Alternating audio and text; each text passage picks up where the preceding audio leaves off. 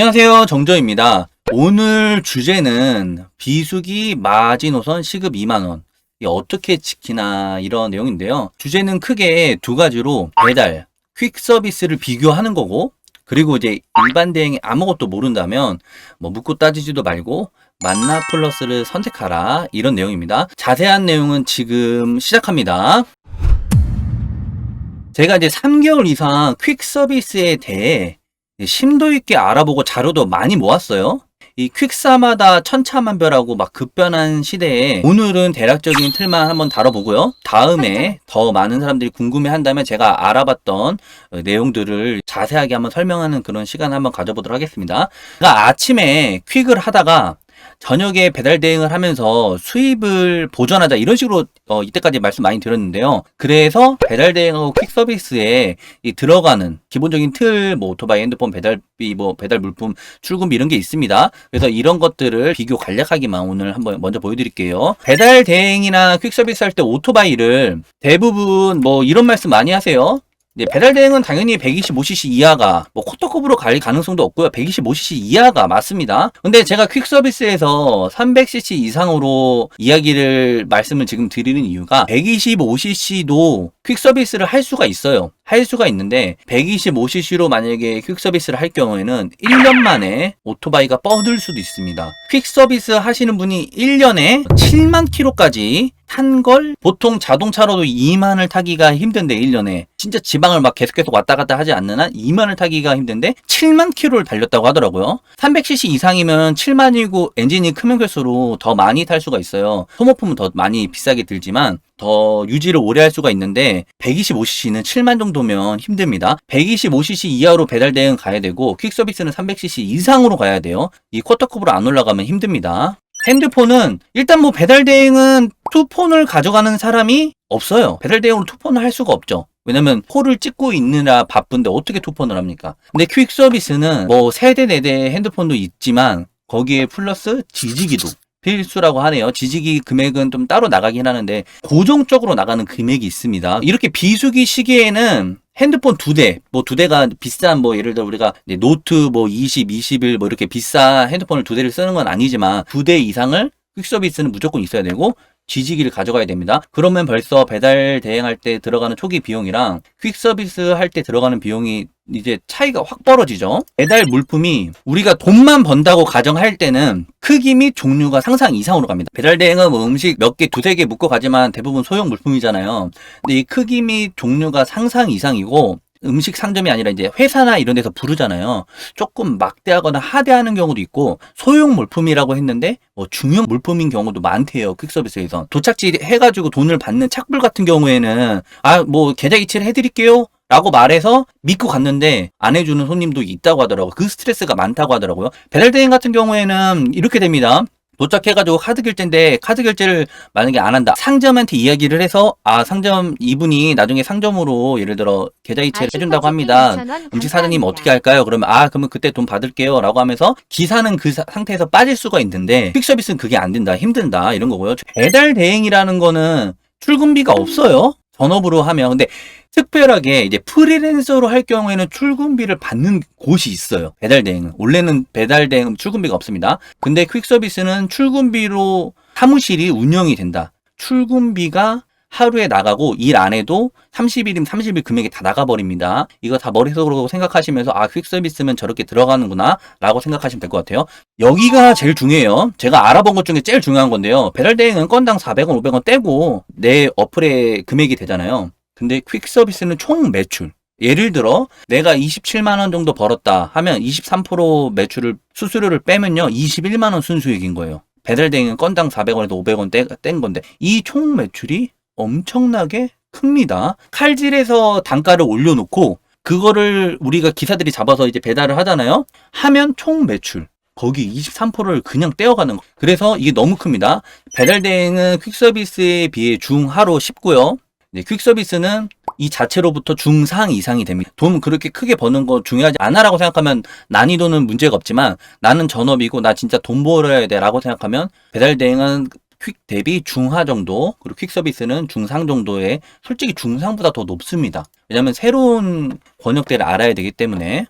배달 대행은 그냥 꾸준하게 일 많다라고 할 때 픽업 포함 한 200km를 달려요. 이 정도면 아, 오늘 진짜 열심히 일했고 엄청나게 장시간 했구나. 근데 퀵 서비스는 픽업 거리 포함 400에서 500km.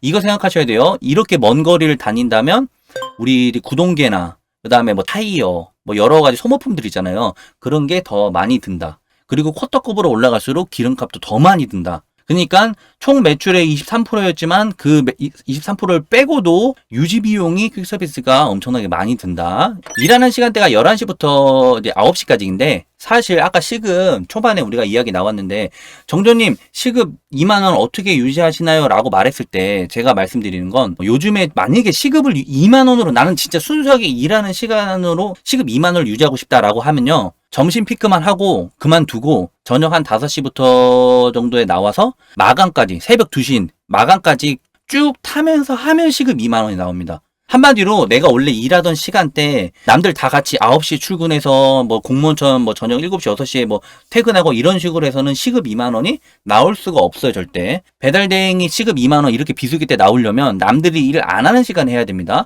그래서 이 일하는 시간대가 평균적으로 이렇게 써놨지만 시급 2만 원이 되려면 제가 말한 대로 하면 되실 것 같고요.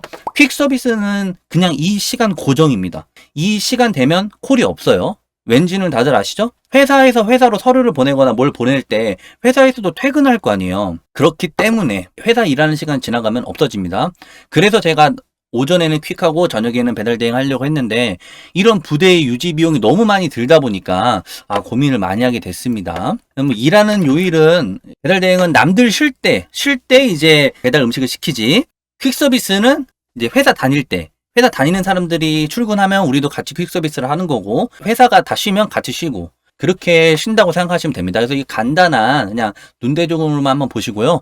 나중에 제가 이제 자세한 자료를 통해서 세세하게 한 번 더 다뤄보겠습니다. 먼저 제가 이제 전제를 한다면 퀵에 대해 좀 너무 안 좋은 내용식으로 말했는데요. 퀵 서비스이건 일반 대행이건 상위 10% 업체는 항상 좋습니다. 다만 저는 이제 평균적 흐름의 이야기를 하기 때문에 그 부분에 염두를 해놓고 그냥 지금 들으시고 보시면 될 것 같아요. 이 퀵에 그런 명언이 있더라고요. 꼭 장부 작성해라. 돈을 번 거는 같은데 못 보는 직종이 퀵. 이런 말이 있고요. 추가로 앞으로 벌고 뒤로 빠지는 구조가 퀵 서비스라고 하더라고요. 처음에 이런 명언을 보고 이해가 안 됐으나 나중에 이제 자료 조사를 하다가 어느 정도 이렇게 와닿게 되었습니다. 그러면서 퀵 관련해서 조금 이야기를 더 하다 보면 처음에 동네 잔발이 배달하다가 오토바이로 파주 갔다가 수원 갔다가 퀵이 재밌게 느껴지는데 하다 보면 일을 깨우치고 그러면 참 오래 할지 못 된다 느끼고 내가 돈 벌어 남 좋은 일 시킨다라는 그런 느낌이 든다. 그러면서 뭐 일에 깨우치고 돈 벌어 남 좋은 일 시킨다 무슨 뜻일까요 하는데 어떻게 보면 제가 말한 대로 유지비가 많이 나온다 이렇게 생각하시면 됩니다. 그래서 뭐 적재보험료 지기비값 달에 6만 원, 무엇보다 한 콜당 수수료 23%, 그림의 떡 같은 거 순수익 벌려면 배달은 21만 원 정도 찍으면 20만 원을 버는데 퀵은 26 정도 찍어야 된다 라고 간단하게만 보시면 될 것 같습니다. 배달 유튜브로서 아침에 퀵, 저녁에 배달대행 이렇게 고려해 봤는데 저는 퀵 서비스를 선택하지 않기로 이제 생각을 거의 굳혀져 갔습니다. 이제 시간이 좀 지나서 나중에 고려해 볼 만한 뭐 그런 건 되지만 3개월 이상 흐름을 본 결과 배달이 일이 없으면 퀵에서도 일이 없어요. 배달이 일이 없어가지고 퀵 가야지 퀵에서도 배달이 없을 때 똑같이 없어요. 거기에 고정적으로 퀵은 들어가는 금액이 많이 있습니다. 제가 보여드린 대로 뭐 지지기, 출근비 이런 것도 있고요. 이 125cc로 퀵 서비스를 하신다는 분들이 많은데 막 뭐 코를 가려가면서 잡을 것 같으면 퀵은 돈이 안 돼요. 코를 골라가면서 잡을 거면 퀵도 돈을 못 번다 생각하시면 될 것 같아요.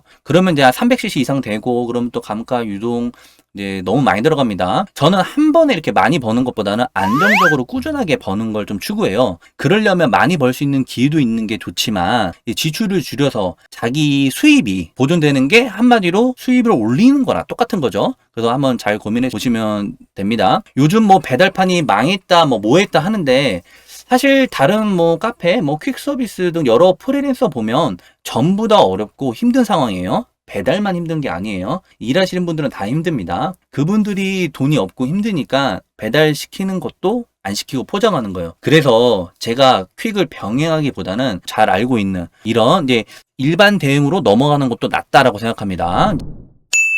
아까 말씀드린 것처럼 비수기 일반 대응을 선택한다면 만나 플러스인데요. 이제 두 번째 주제로 넘어가기 앞서서 협업 및 이 광고인 점을 밝히고 제가 이제 주제를 시작하겠습니다. 제가 광고가 들어온다고 해서 무조건 무턱대고 다 하지 않는 거는 다들 아실 텐데, 이 만나 플러스랑 이야기한 지가 벌써 1년 정도 됐습니다. 그렇기 때문에 만나 플러스에 대해서 그 전부터 관심이 있었고, 비수기의 배달 대행을 선택한다면 이제 만나 플러스 한번 생각해 보시면 될 것 같아요. 이 국토부 배달업 실태 조사에서 이 배달원 수가 23만 명, 19 상반기 기준 엄청나게 증가했다는 거예요. 배달 대행 업체도 엄청나게 증가를 했습니다. 그래서 요즘 콜사 났어요. 근데 콜사가 났어. 이게 콜이 없는 걸까요? 주문이 없는 걸까요? 예전부터 많이 자료를 봐왔지만 이 코로나 이전이랑 지금이랑 비교해서요. 당연히 코로나 때는 엄청나게 콜이 많았던 거고요. 지금은 코로나 이전, 그다음 코로나 이후에 배달 보면 사람들이 배달 한번 시켜먹은 사람은 계속 시켜먹는, 코로나 이전보단 지금이 많아졌어요. 콜이 없는 게 아니에요. 비 오자마자 콜이 엄청나게 넘쳐나고 그냥 기사가 많았던 거예요. 그래서 사람들이 뭐 배우신 분하고 뭐 콜은 100% 70% 들었다지만 기사는 100%에서 400%로 늘어남. 기사가 많아지면 우리가 어떻게 해야 돼요? 콜이 많은 지역을 가거나 아니면 콜이 많은 지사에 들어가거나 그 지사가 음식 외에 다른 배송까지 늘리는 이런 지사를 들어가야지 꾸준하고 안정적이게 수입을 낼 수 있습니다. 이 만나 플러스가 정말 지금 크고 있어요. 그래서 한 33,000명, 그러니까 전체 23만 명 중에 10%가 만나 배송원으로, 그러니까 일반 대행이 이 정도면 많이 엄청 큰 상황이죠. 그리고 1,600개소에 한 7,794개소 중 20.5%가 만나의 총판. 이런 말인즉슨 만나 본사 자체에서 확장을 하고 있다, 이렇게 생각하시면 됩니다. 아실 거예요. 제가 라이브 방송 긴급으로 켜서 보시는 분들 많으시죠? 이 만나 플러스가 용산 지점 제가 갔을 때요, 그때가 지금보다 더 비수기였거든요. 그때 엄청나게 콜이 많았어요. 점심에 제가 이 영상을 찍으려고 만나 플러스를 갔습니다. 그래서 라방도 그때 켰었어요. 다파 아파트를 제가 갔었잖아요. 라이브 방송에서 이제 콜 많은다고. 근데 이때 당시 라이브 방송 키기 전에 콜을 봤는데 이제 관리자 콜로 봤어요. 120개가 떠 있었습니다. 120개가. 와, 제가 이거 보고 와, 만나 플러스가 정말 콜이 많구나. 이 다파 아파트 간 것 중요한 내용이긴 했는데 그냥 콜이 120개가 떠 있어요. 그래서 콜을 못 빼니까 저랑 유튜브를 찍고 있었는데 다른 관리자가 저랑 유튜브 찍는 관리자한테 지금 왜 안 나와? 왜 콜을 안 빼줘? 하면서 이거 지금 진짜 뭐 너무 많이 밀려 막혀 막 이러면서 하는데 유튜브 지금 찍고 있으니까 지금 유튜브 하고 있어서 양해를 구하고 했을 정도로 비수기인데도 콜이 120개, 130개가 넘쳐났습니다. 장난 아니었어요. 만나 플러스 자체가 브랜드가 있고 콜이 많은 거 피부로도 느끼고 이게 한번 더 정확하게 한번 확인해보고 찾아보자 해서 제가 한번 뉴스나 이런 게 있나 해서 한번 봤습니다. 만나 플러스가 아니 그러면 이렇게 콜이 많은데 그 지점만 많은 거 아니야? 라고 해서 좀 제가 찾아봤는데요. 이것도 진짜 좀 신기하더라고요. 설 연휴 한파 효과로 13.6%가 증가했다고 하는데 이 한파 효과보다 제가 말씀드리고 싶은 건 작년 초 부터 코로나 때문에 배달 대행은 콜이 거의 99%는 다 하락 곡선이에요. 올라가는 곳이 거의 없었어요. 당연히 올해도 다 하락입니다. 코로나 여파로 산처럼 올라갔던 콜들이 다 내려가는데 만나 플러스는 배달 건수가 늘었다는 자체가 음식을 넘어서 다른 곳까지 확장을 하고 있기 때문에 만나 플러스에서 일을 하게 된다면 음식 말고 다른 곳도 배달할 수 있게 되기 때문에 만나에 하시면 효과적으로 수입이 보존될 수 있다, 이렇게 한번 생각을 보시면 될 것 같아요. 그러면서 상승이 된다라는 것 자체가 엄청나게 놀라운 거고요.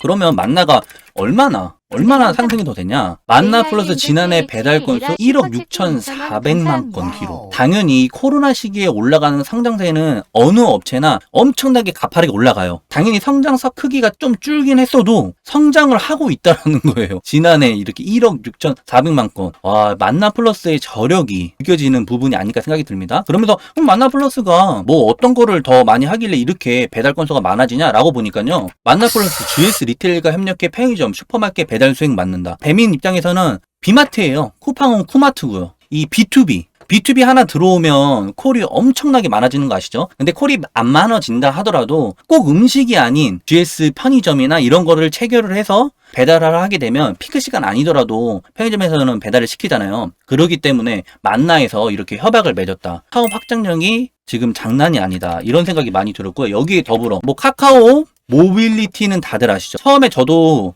카카오 도보 배송 나왔을 때 나도 한번 그냥 도보로 한번 해볼까 라고 생각을 했었습니다. 그때 당시 그런 정도로 누구나 카카오 도보를 아는데, 만나플러스가 카카오 모빌리티와 업무 협약, 근거리 배송 확대, 그러니까 진짜 지금 제가 보여드린 대로 편의점도 그렇고 카카오도 그렇고 다 협약을 맺고 이 사업이 엄청나게 확장되어 있는 거예요. 그래서 만나플러스 들어가서 일을 하게 되면 꼭 음식이 아닌 이런 부분에서도 할 수 있다 라고 생각을 하시면 되고요. 이 정도로 사업을 넓히면서 만나플러스가 또 한 가지 하는 게, 배민에서는 우리들 다들 아시잖아요. 복지라고 하면서 휴가비나 이런 걸 지원을 하는데, 만나플러스에도 사업만 확장하는 게 아니라 우리카드에서 배달대행 플랫폼 만나코퍼레이션과 제휴카드 내놓는다 해서 우리카드에서도 혜택을 볼 수 있게끔 뭐 이런 내용입니다. 그래서 간단하게만 이렇게 보시면 될 것 같고요. 이제 일반 대행에서도 시간제 보험이 들어왔습니다. 배민 쿠팡만 시간제 보험이 있는 게 아니라요, 이 만나플러스에서도 시간제 보험이 들어왔어요. 근데 시간제 보험의 여기에 특징 알려드릴게요. 그러면서 시간제 유상 운송보험에 대한 쭉쭉쭉 나오는데요. 시간제 보험이 이 배민보다 나이가 21세로 낮췄어요.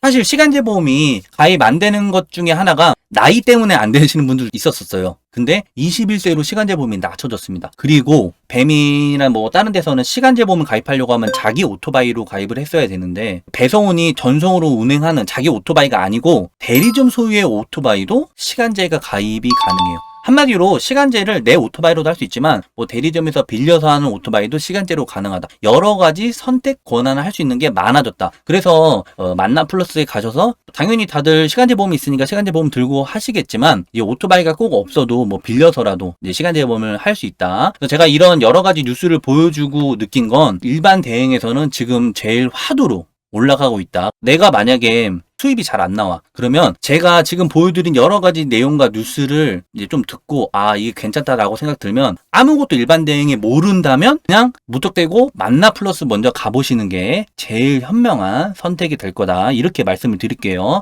야채 손님 2,100원, 설님은 항상 설님 2,000원, 아이오님 2,000원, 진해님 2,000원. 안녕. 다들 안녕. 감사합니다.